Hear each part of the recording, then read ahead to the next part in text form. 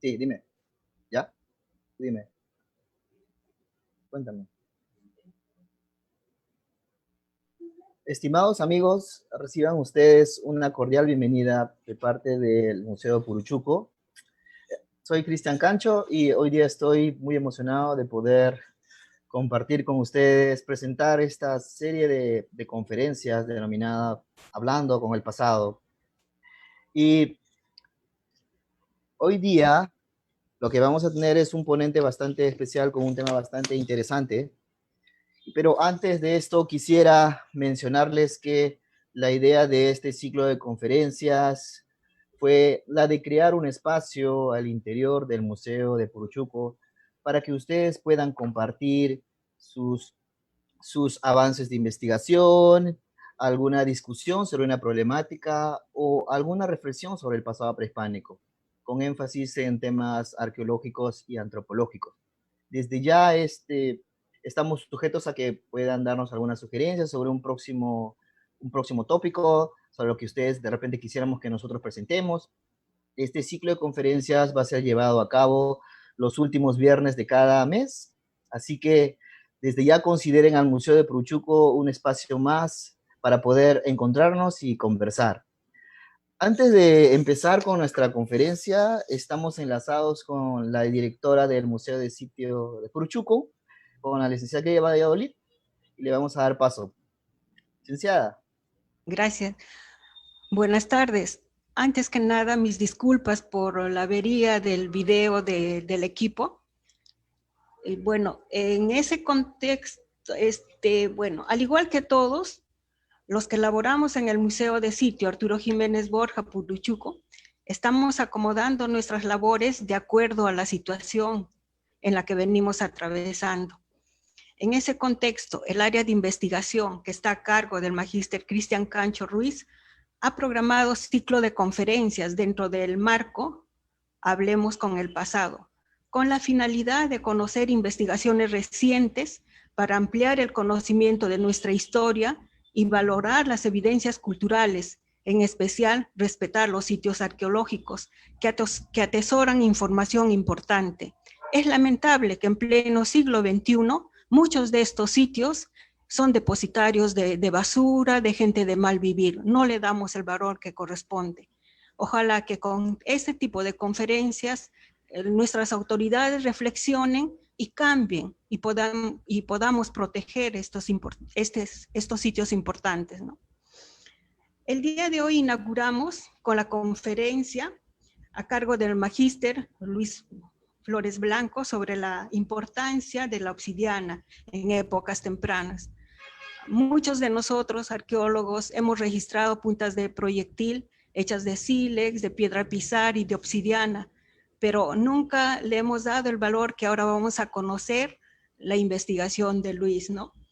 Agradezco su participación, así como también agradezco el apoyo de la Dirección General de Museos, el área de investigación, por el apoyo logístico, al personal del Museo de Sitio y a todos ustedes participantes en este importante evento. Muchas gracias. Muchas gracias, directora, por darnos este espacio y para poder llevar a cabo este ciclo de conferencias. Bueno, ahora sí vamos a presentar a nuestro ponente. Nuestro expositor es el magíster Luis Flores Blanco. Él es licenciado en Arqueología por la Universidad Nacional Mayor de San Marcos. Es magíster en Arqueología Prehistórica por la Universidad Complutense de Madrid. Ha sido profesor contratado de Arqueología en universidades peruanas como San Marcos y Villarreal.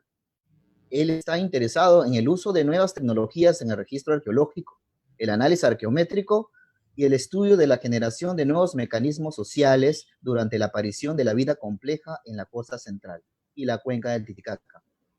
Tiene numerosas publicaciones sobre su especialidad. Ha editado los libros Arqueología de la cuenca de Titicaca y recientemente Lugares, Monumentos y Ancestros.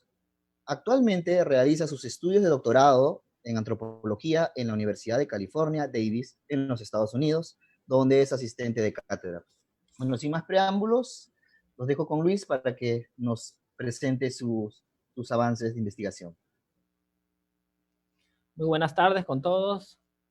En primer lugar, quiero agradecer a los organizadores de este evento, especialmente al Museo de Sitio Arturo Jiménez Borja en Puruchuco, por invitarme y por inaugurar esta secuencia de conferencias que seguramente será de gran utilidad para todos los colegas peruanos y extranjeros.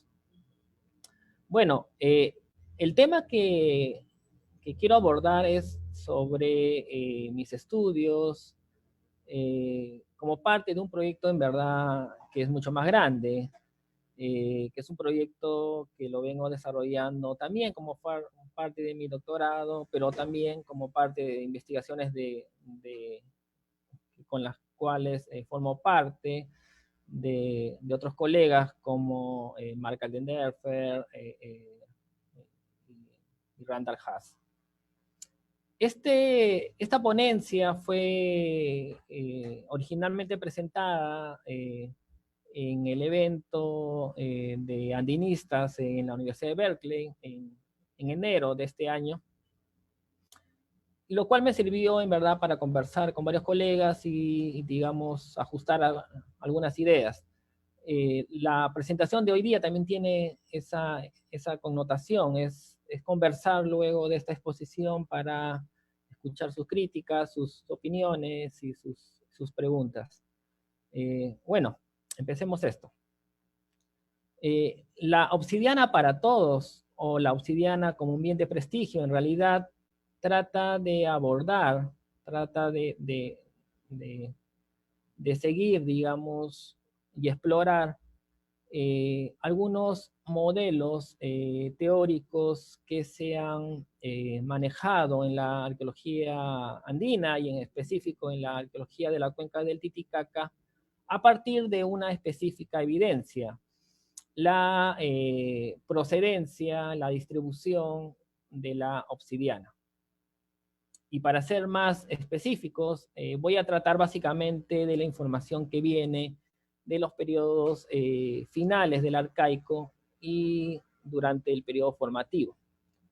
Especialmente durante el periodo formativo es que me voy a concentrar mayormente en esta exposición. Bien, hay ciertos elementos que nos hacen humanos. Uno de ellos es el valor social que los humanos le damos a ciertos materiales, a ciertos objetos, en las que incluso puede ser que un tipo de roca como la obsidiana, en un marcador de estatus social para las élites en sus formas nacientes de complejidad social. La presencia, la distribución de la obsidiana en el registro arqueológico ha sido considerado como un material costoso para obtener. ¿Y por qué? Se preguntarán. Es porque las fuentes en los Andes por lo general están a bastante distancia, más de 100 kilómetros, de los asentamientos humanos, de los sitios arqueológicos. Por lo tanto, la obsidiana per se ha sido usada como un indicador de prestigio y marcador de estatus social, como una táctica de exclusión por estas nacientes élites para construir, digamos, una identidad precisamente de esta élite.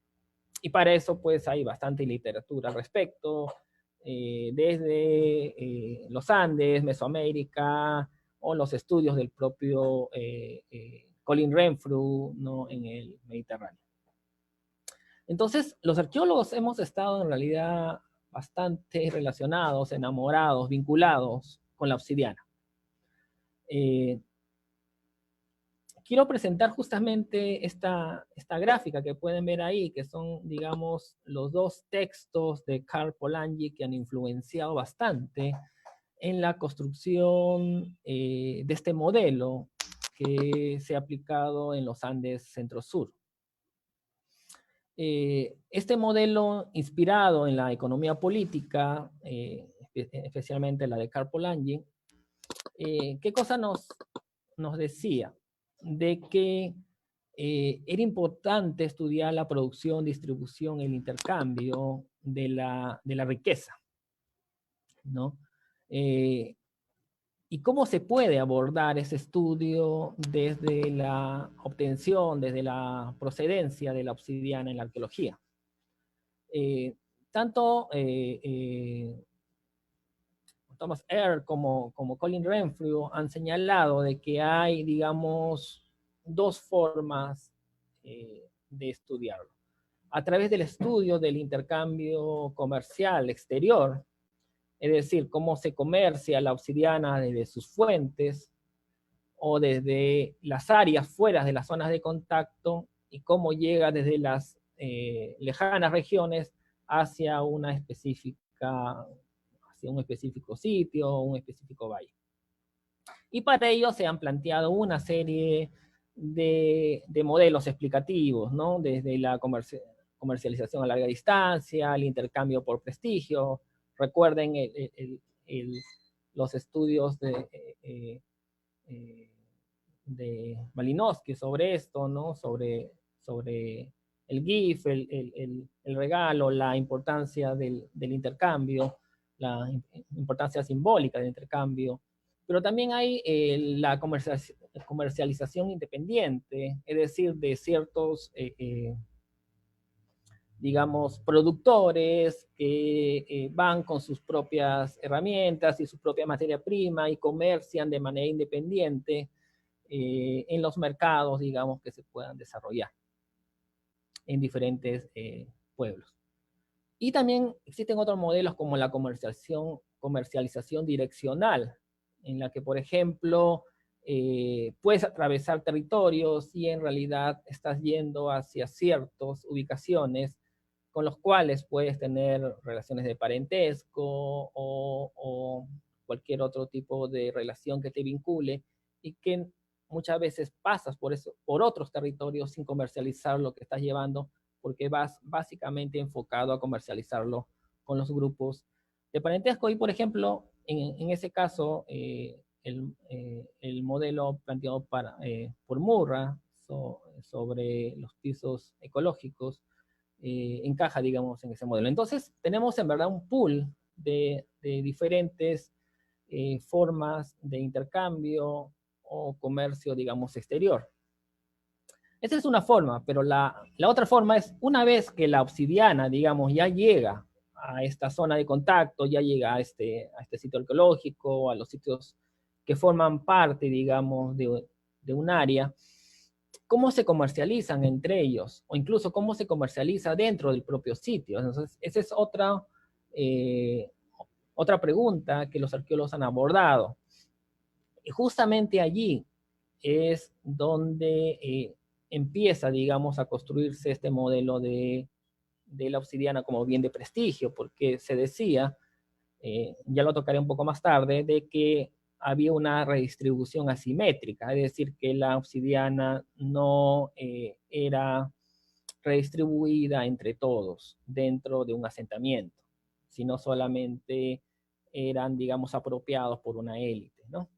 Pero también existe el otro modelo, que es la redistribución, entre comillas, digamos, simétrica, ¿no? Que era un bien compartido por todos, ¿no? Como una forma de estrategias o comportamientos de cooperación.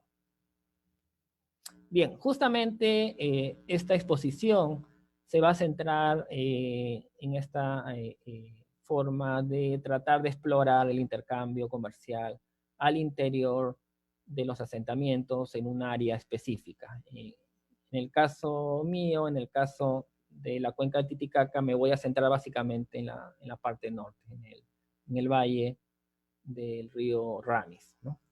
Bien, sigamos explorando un poco sobre este modelo. Para explicar la dinámica social, ¿no?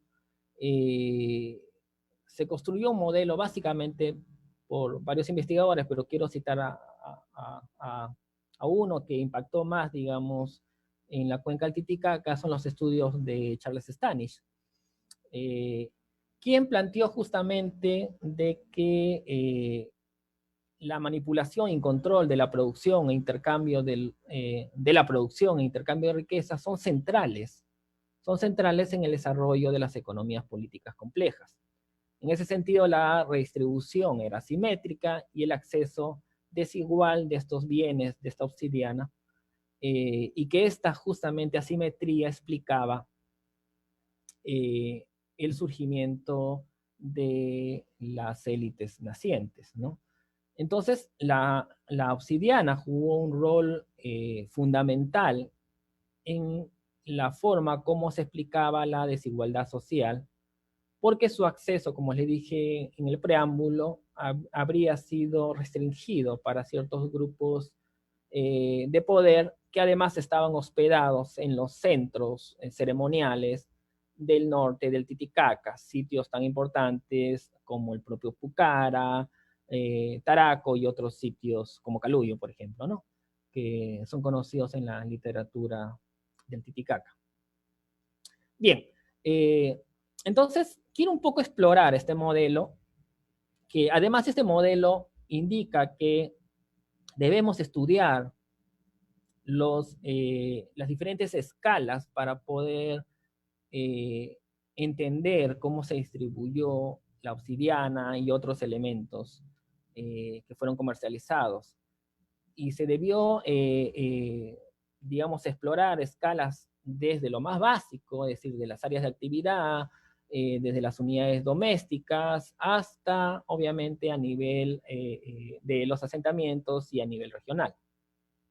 Entonces, quiero explorar si es que hemos hecho esta tarea desde la arqueología para tener fundamentos empíricos que respalden estos modelos teóricos.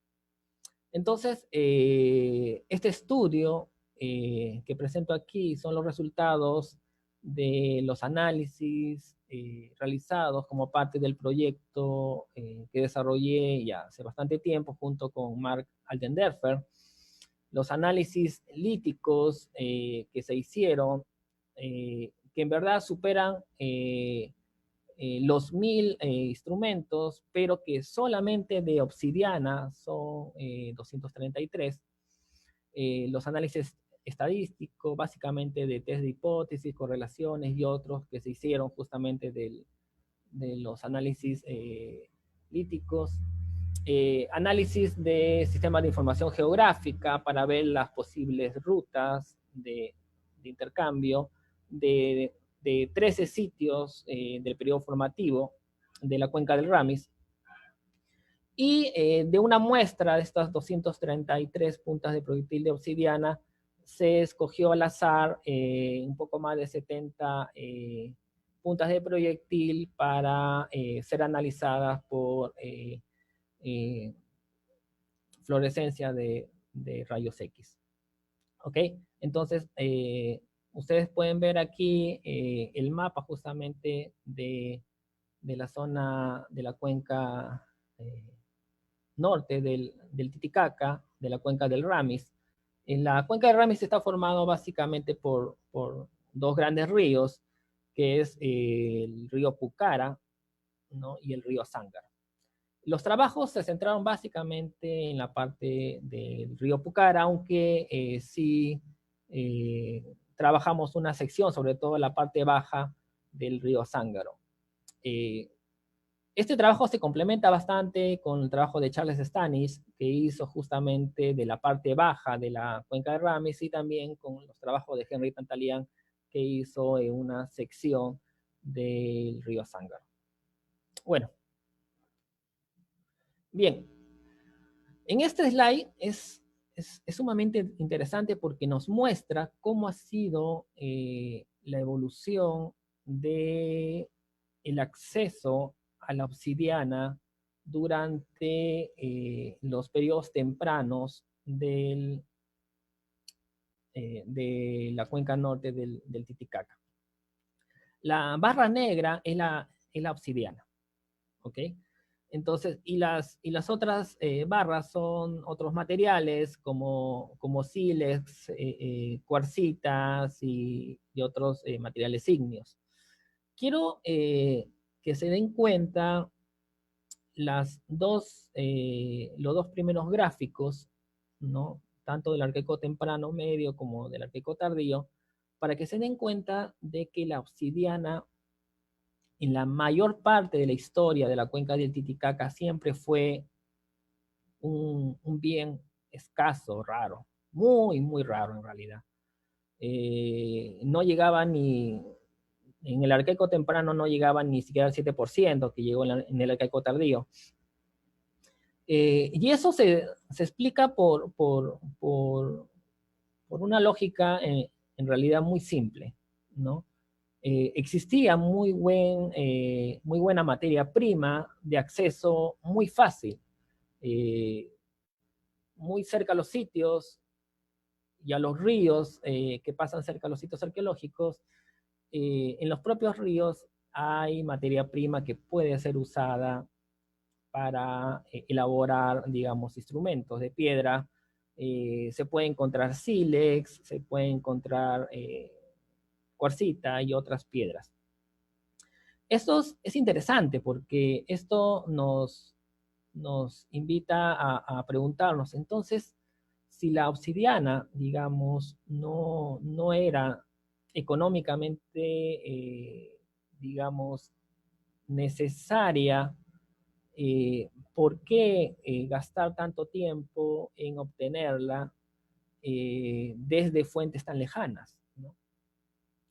Entonces, si ustedes ven en el Arqueco terminal, hay ya un crecimiento importante de la presencia de obsidiana para hacer puntas de proyectil, ¿no?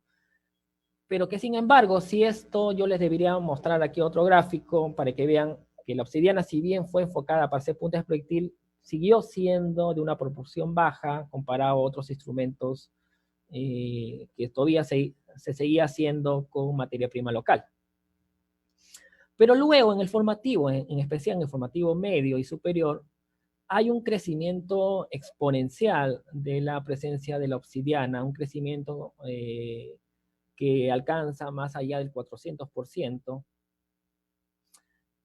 en la que muestra, obviamente, hay un quiebre, ¿no? Hay un quiebre significativo que veamos qué cosa nos puede decir eso más adelante, ¿ok?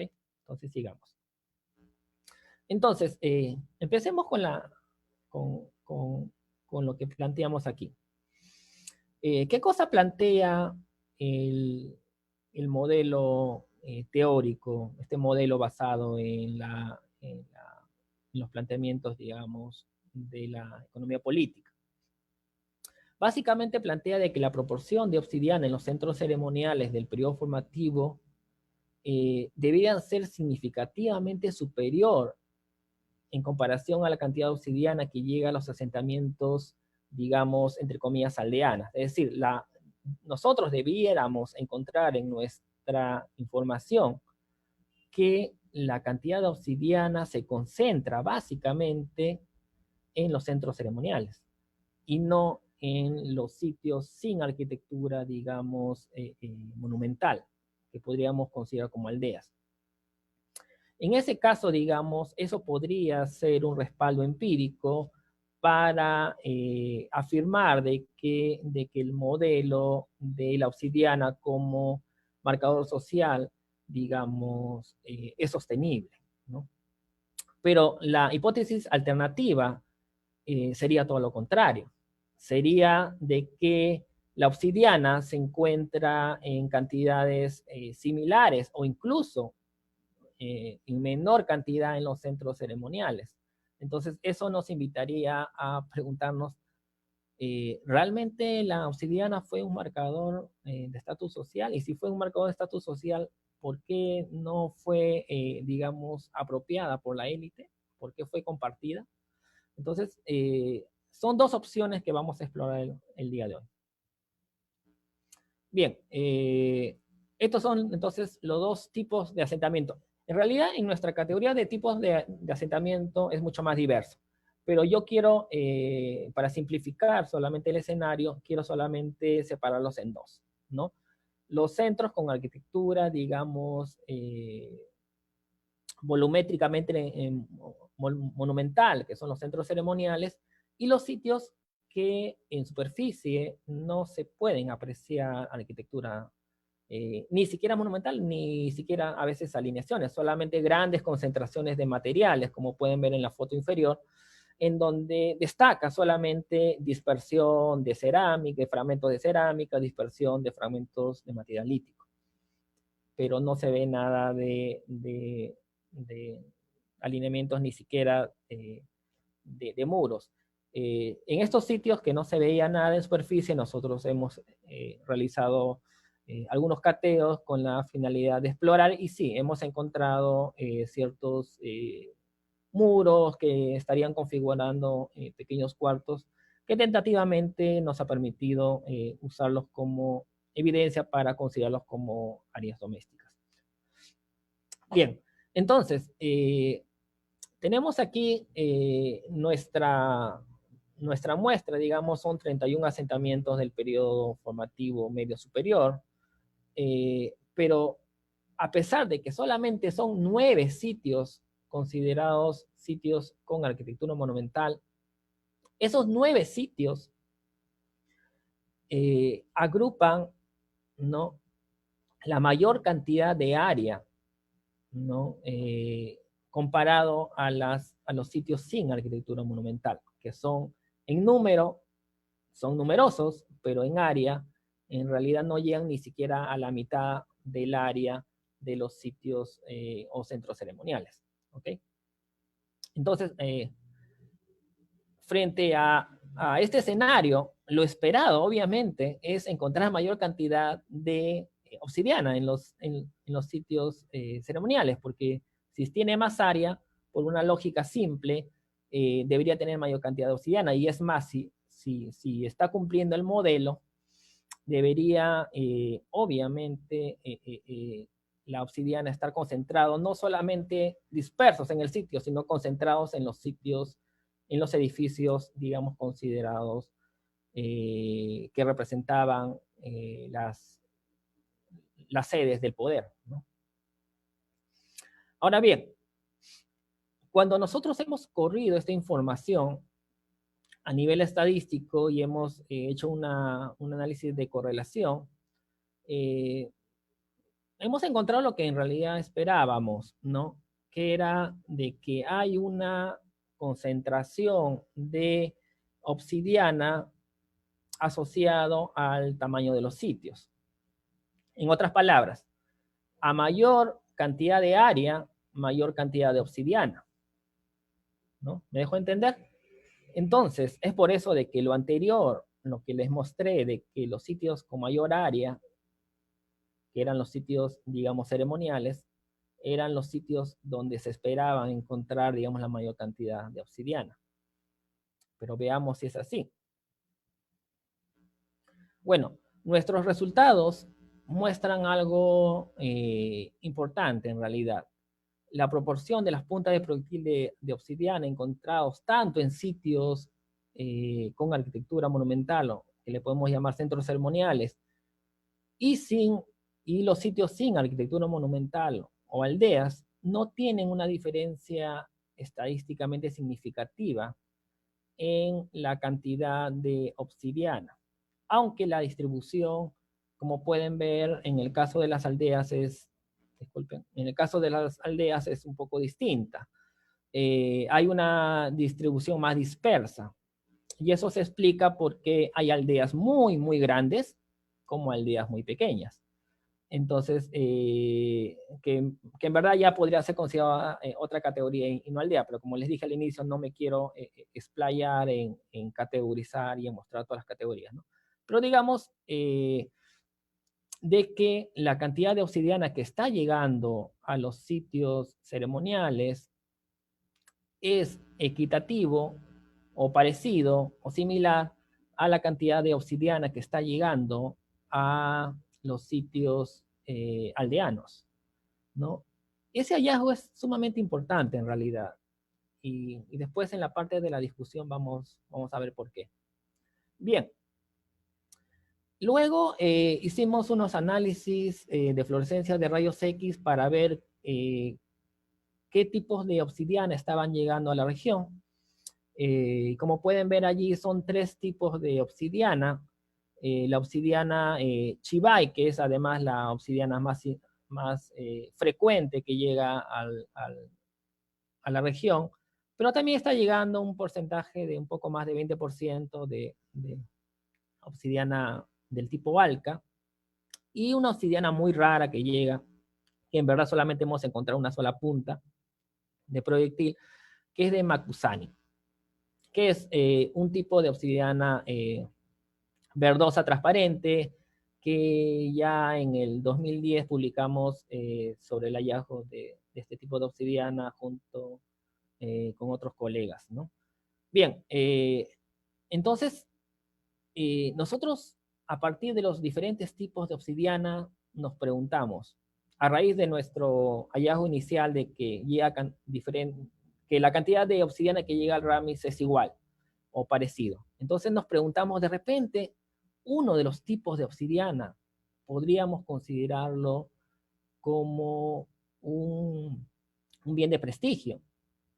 De repente, el tipo Alca, que es digamos, el que se encuentra más lejano, debió serlo porque estamos hablando de más de 300 kilómetros de distancia entre la región de la cuenca de Ramis y la fuente del Alca en el callejón de Cotahuasi, en Arequipa. Entonces, nuestros resultados increíblemente muestran que no es así, ¿no? Que está llegando igual, es decir, es más, está llegando mayor cantidad de obsidiana Alca a las aldeas que a los centros ceremoniales, ¿no? Por lo cual, digamos, nos permite un poco ir descartando la hipótesis, digamos, teórica, ¿no? Ahora, luego nosotros quisimos ver un poco cómo podrían ser las rutas, ¿no? En la cual se transportó, digamos, la obsidiana. Entonces, hicimos un análisis de caminos de bajo costo. Esto lo hicimos en el programa en R, en R, justamente para ver si es que se podrían configurar algunas rutas, y el hallazgo es interesante en realidad, ¿no? Aquí hemos puesto las 3 fuentes de obsidiana, ¿no? Chibai, Alca, la más lejana, y Macusani, que se encuentra en la parte ya entrando hacia la parte oriental de la región de Puno, ¿no? En la zona de Carabaya. Y lo que nos configuran en realidad son 2 grandes marcadas rutas, ¿ya? Una ruta que va básicamente en los alrededores de Pucara, y otro hacia la zona de Taraco. Estos 2 sitios, además, son los sitios más importantes en región del Ramis, ¿no?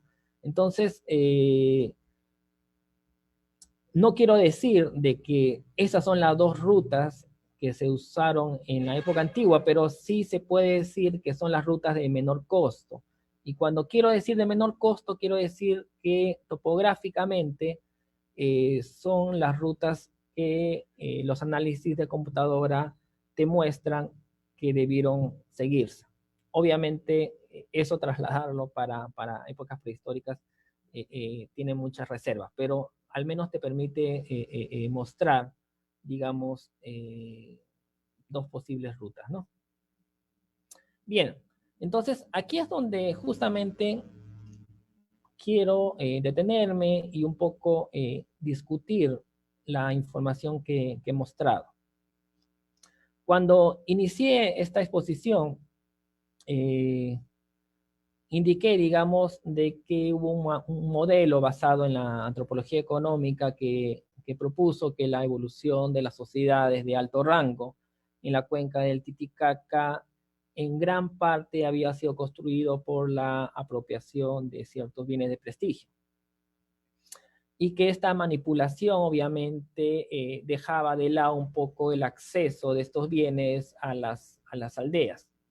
Y que los espacios de poder localizados, digamos, en los centros ceremoniales durante el periodo formativo, especialmente medio y tardío, se habían usado, digamos, esto como una estrategia para el surgimiento de las élites y su diferenciación con el resto de la población, ¿no? Sin embargo, nuestros resultados revelan que las aldeas jugaron un importante papel social, político y económico en la distribución también de los bienes. Y en general respalda en parte a lo sostenido por la antropología económica, pero en la parte en la que ellos indican de que el estudio de las escalas a nivel de las unidades domésticas es sumamente importante para poder entender si existe o no esta supuesta asimetría. Lo que nosotros tentativamente podemos decir es que el modelo que se propuso sobre que la obsidiana fue un bien de prestigio no funciona. Y no funciona porque la obsidiana llegó a todos los tipos de asentamiento. Llegó tanto a los asentamientos con arquitectura monumental, llegó a las aldeas pequeñas y también a las aldeas grandes. Pero acá quiero remarcar algo. Si bien llegaron a todos los tipos de asentamiento, llegó a en mayor cantidad a los asentamientos más grandes. Eso sí, indistintamente si tenían o no arquitectura, digamos, monumental. Es decir, era suficiente que sea un sitio grande para poder ser, digamos, un punto focal de gran cantidad de acceso y distribución de la obsidiana. Ahora, esto se ve respaldado no solamente por la presencia de elementos o objetos terminados como las puntas de proyectil, sino también por la presencia digamos, de la gran cantidad de lascas y por la presencia sobre todo de los núcleos, ¿no? Cuando vemos cómo están distribuidos los núcleos de obsidiana, vemos que los núcleos solamente están en los grandes sitios, tanto en los centros ceremoniales como en las grandes aldeas, ¿no? Pero no lo encontramos en las aldeas pequeñas, por ejemplo. Esto nos invita, obviamente, a pensar de que la producción se estaría realizando en los grandes sitios. Aún falta hacer análisis, digamos, más exhaustivo, tanto a nivel del análisis tecnológico, para poder estar más seguro de esta hipótesis en realidad. Ahora, entonces, cabe la pregunta, ¿por qué era tan importante tener obsidiana siendo un material costoso, y por qué era tan importante distribuirlo en, digamos, en un acceso que podríamos llamar casi abierto, en un acceso para todos, si era un material costoso, ¿no? Y esto un poco nos trae a dos planteamientos que en realidad son completamente teóricamente distintos, ¿no? A los planteamientos más de agencia, planteados por ejemplo, Canuto y Jäger, sobre cómo construimos la idea de comunidad, ¿no? De esta comunidad imaginada, ¿no? Para crear una comunidad imaginada, plantean ellos, se requiere que obviamente compartamos una serie de cosas, y entre esas cosas obviamente están los objetos. Objetos que nos hacen que sintamos que somos parte de una comunidad. Y de repente, es una cosa muy tentativa, podría ser explicado de ese modo. Por otro lado, hay otra explicación que creo que funciona bien y deberíamos explorar mucho más, que es el tema, siguiendo las ideas de Joseph Henrich y sus colegas, sobre la idea de los mercados. Y quiero recalcar el tema de los mercados porque muchos arqueólogos de repente me quieren mandar a la hoguera ahora mismo al hablar de mercado, porque obviamente es un tabú, en especial a los seguidores de John Moore, ¿no? Pero sin embargo, desde información etnográfica se sabe muy bien la importancia del mercado, inclusive en actividades rituales. Es lo que el propio Charles Stanish, digamos Charles Stanish B, ¿no? que justamente publicó un libro que va totalmente casi opuesto con sus primeros planteamientos de los años 90. En el 2017 publica un libro sobre la cooperación, la importancia de la cooperación en arqueología, y le da mucha importancia a la ritualización de la economía. Y aquí no es más que lo que nosotros vemos en cualquier festividad comunal, en la sierra, por ejemplo, ¿no? Por ejemplo, en el caso de Puno, la fiesta, por ejemplo, patronal de la Virgen del Carmen, si bien es la fiesta, el centro, digamos, por lo cual el pueblo se reúne y se concentra, sin embargo, eso no deja de lado los mercados. Y justamente yo quería mostrar esa foto allí, ¿no?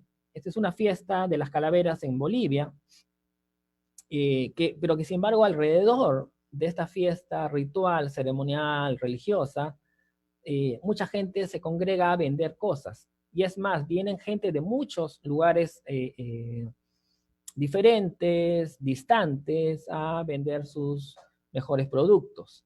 Entonces, lo que justamente nos decía Charles Stanek, que es, estamos ritualizando la economía, y que las plazas se convierten en escenarios para no solamente expresar nuestra ritualidad, sino también para hacer intercambios, digamos, comerciales. Ahora bien, volviendo a lo que yo les decía de Henrich y otros colegas, ellos han planteado de que las sociedades que pasaron de una escala pequeña hacia una escala mayor, necesitaron generar instituciones. Y estas nuevas instituciones, obviamente, necesitaban normas sociales. ¿Por qué?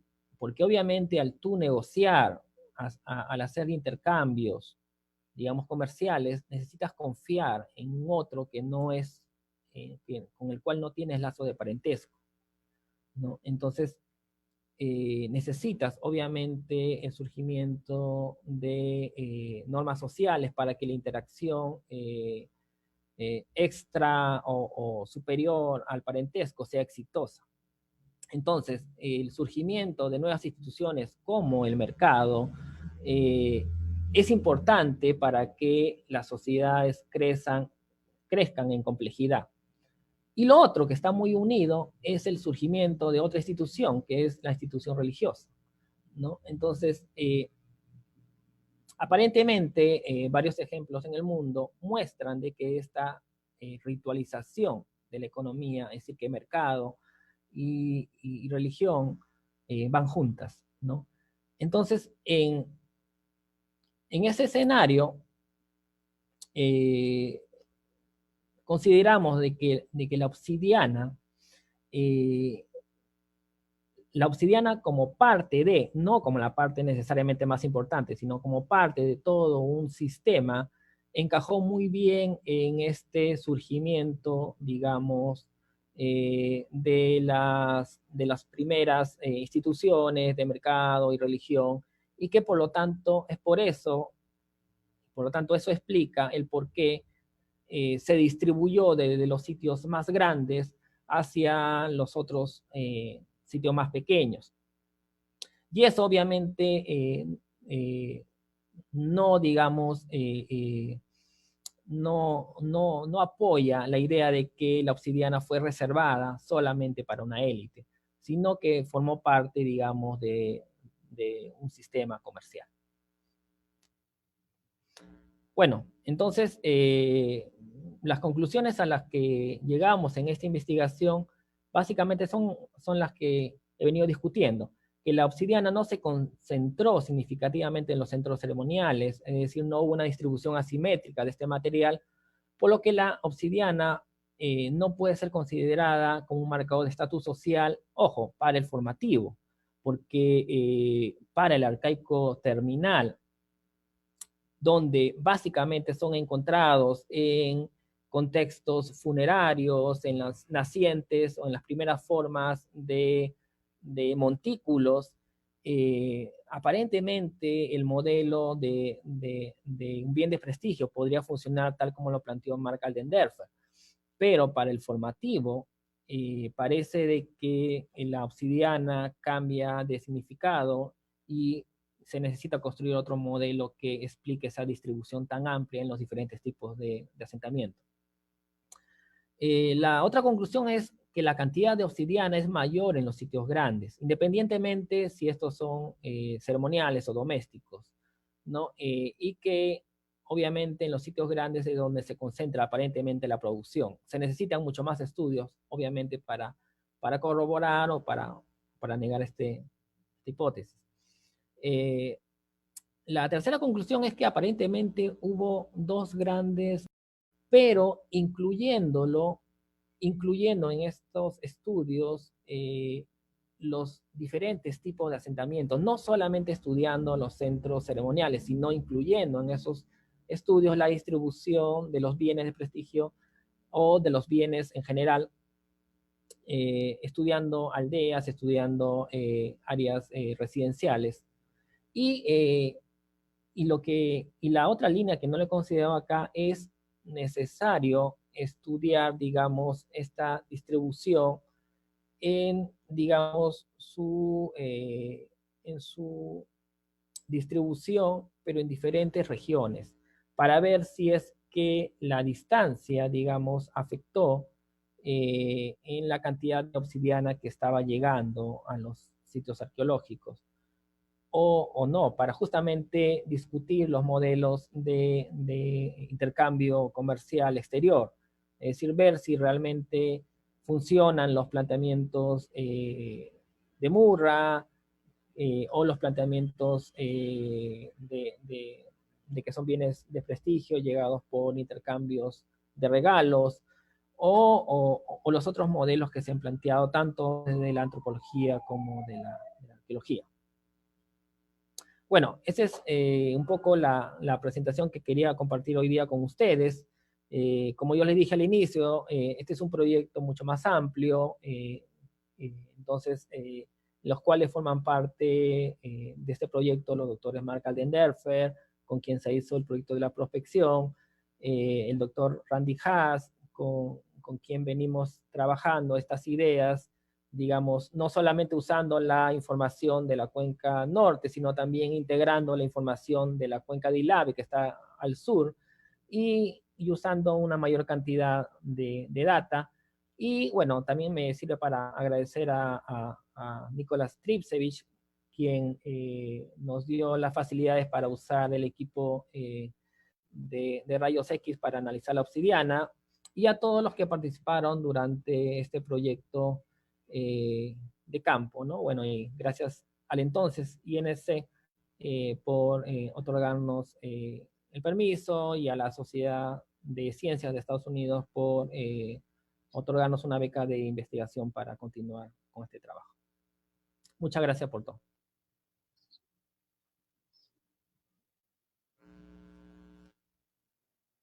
Muchas gracias, Luis, por esta presentación que nos has hecho hoy. De verdad es muy interesante todo lo que has compartido. Tus investigaciones son importantes. Sobre todo el hecho que mencionas que las aldeas también jugaron un papel importante en la distribución de este bien y que cómo la obsidiana pudo llegar a todos los asentamientos. Eso es bastante interesante. Lo que me llama bastante la atención porque particularmente excavé un sitio, bueno, no es del formativo, pero es un sitio Nazca con una colega norteamericana, y lo que encontramos es que en las unidades domésticas, que son dos o tres piedritas que tal vez no podrías dar ni un sol por excavar ahí, se ha registrado presencia de obsidiana. La obsidiana no solamente estaba restringida al centro ceremonial, en el caso que estoy hablándote de Cerro Tortolita en el Valle Alto de Ica, no estaba restringida al centro ceremonial, sino que esta mismo bien también estaba presente en las unidades domésticas, lo cual de alguna forma haría un poco repensar en el aspecto del que tú estás un poco ilustrando. Lo otro que quería consultarte es si habría una explicación simbólica para el uso de este bien que hayas podido detectar o que hayan podido entender. Sí, muchas gracias por el ejemplo, Cristian. En realidad, la presentación de hoy día era un poco ver en verdad cómo los arqueólogos a veces seguimos modelos teóricos, pero muchas veces no somos nosotros mismos críticos con la base empírica que respalda ese modelo, y muchas veces lo seguimos porque, bueno, son modelos que en su momento son de moda, o porque obviamente están respaldados por, digamos, grandes investigadores que están detrás de estos planteamientos. Pero que sin embargo, como ya varios colegas lo vienen haciendo, hay que volver, digamos, a tocar estos grandes temas, ya estas grandes preguntas que muchas veces escapan más allá de la propia arqueología, que son grandes preguntas de la antropología, y revisar si realmente modelos como lo de John Murra, o modelos como, como lo que indica hoy día, eh, pueden ser sostenidos desde datos arqueológicos o no, ¿no? Y si no es así, pues estar abiertos a poder desde generar modelos, o simplemente presentar propuestas abiertas para cualquier otra. Bien, en cuanto a tu segunda consulta, en verdad eso también es bastante crítico decirlo, porque, bueno, esa forma de interpretación ya lo han hecho en realidad en otros lados. El propio Jan Hodder lo, lo ha planteado. Pero tendríamos que encontrar, digamos, el contexto específico que nos invite a pensar de que es por el significado que le estamos dando a la obsidiana, el que le estamos atribuyendo, digamos, cierta importancia, ¿no? Pero tendríamos que encontrar, digamos, un contexto ceremonial específico para poder plantear eso, ¿no? Desgraciadamente, al menos en la cuenca del Titicaca, no estamos a esa escala, a ese nivel, porque son muy pocos los sitios arqueológicos que han sido excavados. En la región que yo he abordado, solamente hay trabajos, digamos, de excavación relativamente grandes en Pucara y en Taraco. No se ha excavado ningún sitio doméstico en gran proporción, salvo nosotros, que por pequeños cateos que no han superado el 2x2. y a partir de excavaciones tan restringidas en realidad no nos atrevemos a decir si realmente tuvo una importancia simbólica o no. Muchas gracias, Luis.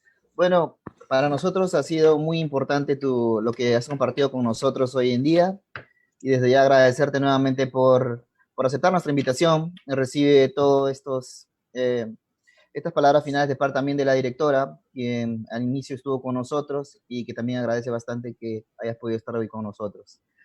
Bueno, estimados seguidores del Museo de Puruchuco, gracias nuevamente por estar aquí en esta primera sesión de Hablando con el Pasado. Igualmente, esta presentación va a estar en el Facebook, todavía se va a quedar guardada para que aquellos que estén interesados en volver a revisar esta presentación o que quisieran, digamos, volver a consultar algún punto, esté disponible para todos. Y nuevamente invitarlos a que si tienen alguna idea sobre una nueva presentación, una nueva sesión, igual nos pueden dejar en los comentarios o si no en nuestras redes sociales. Nuevamente, muchas gracias y nos vemos hasta una nueva sesión de Hablando con el Pasado. Gracias, Luis. Muchas gracias, Cristian. Muchas gracias también a la directora del museo por la invitación. Gracias.